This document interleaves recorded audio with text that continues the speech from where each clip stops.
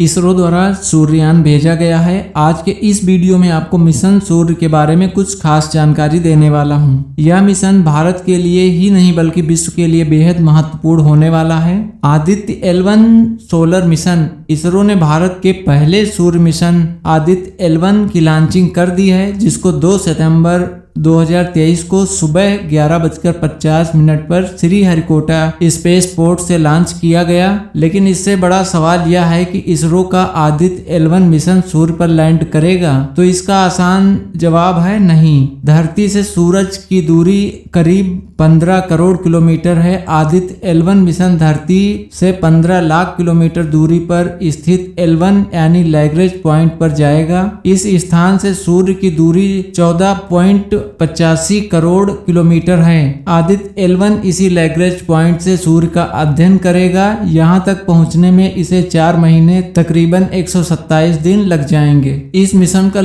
Mission को लेकर लोगों के मन में दूसरा सवाल यह उठ रहा है कि आखिर यह लैग्रेंज पॉइंट क्या है। तो दोस्तों, यह अंतरिक्ष में मौजूद एक ऐसी जगह है जो धरती और सूरज के बीच सीधी रेखा में पड़ती है। यह बिंदु धरती से 15 लाख किलोमीटर की दूरी पर स्थित है। सूर्य की अपनी गुरुत्वाकर्षण शक्ति है तो पृथ्वी की अपनी अंतरिक्ष में, जहां पर पृथ्वी का गुरुत्वाकर्षण शक्ति का असर खत्म होता है और सूरज की गुरुत्वाकर्षण शक्ति का असर शुरू होता है। इसी पॉइंट को लैग्रेंज पॉइंट कहा जाता है। मिशन आदित्य L1 को इसी पॉइंट पर तैनात किया जाएगा। सबकी निगाहें इसरो के आदित्य L1 के लॉन्च पर सूर्य के रहस्यों की खोज को तैयार है। भारत का पहला सोलर मिशन। सबकी निगाहें इसरो के आदित्य L1 के लॉन्चिंग पर थी। सूर्य के रहस्यों की खोज को तैयार है भारत का पहला सोलर मिशन। आपको बताते चलें कि पृथ्वी और सूरज दोनों की ग्रेविटी की जो सीमा है, वहां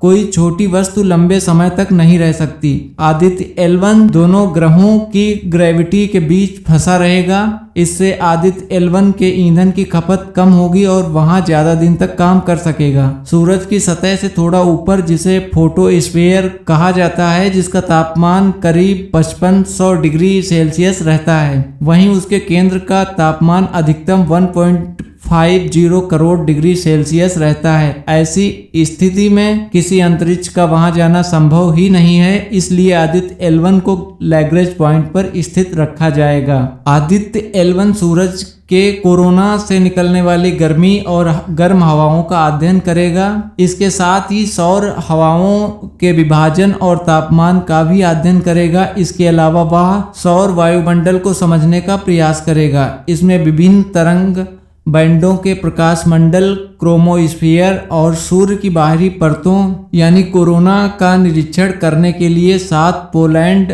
लगाए गए हैं। आदित्य L1 मिशन की लॉन्चिंग लाइव देखने के लिए इसरो ने एक लिंक जारी की है। इसरो की अधिकृत वेबसाइट isro.gov.in पर लाइव देखा जा सकता है। इसके अलावा इसरो के फेसबुक पेज और यूट्यूब चैनल पर भी इसे लाइव देख सकते हैं। वहीं DD नेशनल टीवी पर इसका लाइव प्रसारण भी 2 सितंबर 2023 को 11:20 पर किया गया था। पापा यानी plasma analyser package for Aditya या सूरज की गर्म हवाओं में मौजूद इलेक्ट्रॉन्स और भारी आयन की दिशाओं और उनका अध्ययन करेगा।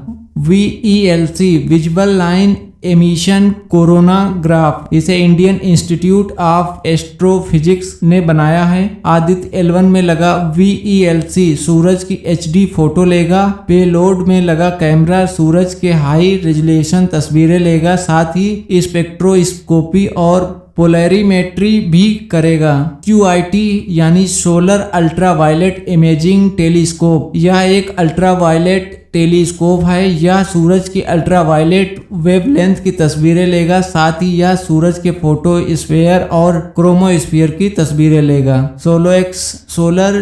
Solar low energy X-ray spectrometer, यह सूरज से निकलने वाले एक्सरे और उसमें आने वाले बदलावों का अध्ययन करेगा। साथ ही यह सूरज से निकलने वाली सौर लहरों का भी अध्ययन करेगा। HEL10S high energetic L1 orbiting X-ray spectrometer या एक HEL-1OS high energy L1 orbiting X-ray spectrometer यह एक हार्ड एक्स-रे स्पेक्ट्रोमीटर है। यह हार्ड एक्स-रे किरणों का अध्ययन करेगा। आसान शब्दों में कहें तो यह सौर लहरों से निकलने वाली हाई एनर्जी एक्स-रे का अध्ययन करेगा। ASPX Aditya solar wind particle experiment, इसमें दो सब पोलेट्स हैं। पहला स्विस यानी सोलर विंड आयन स्पेक्ट्रोमीटर जो कम ऊर्जा वाला स्पेक्ट्रोमीटर है। यह सूरज की हवाओं में आने वाले प्रोटॉन्स और अल्फा पार्टिकल्स का अध्ययन करेगा। दूसरा स्टेप्स यानी super therms and energetic particle spectrometer या सौर हवाओं से आने वाले ज्यादा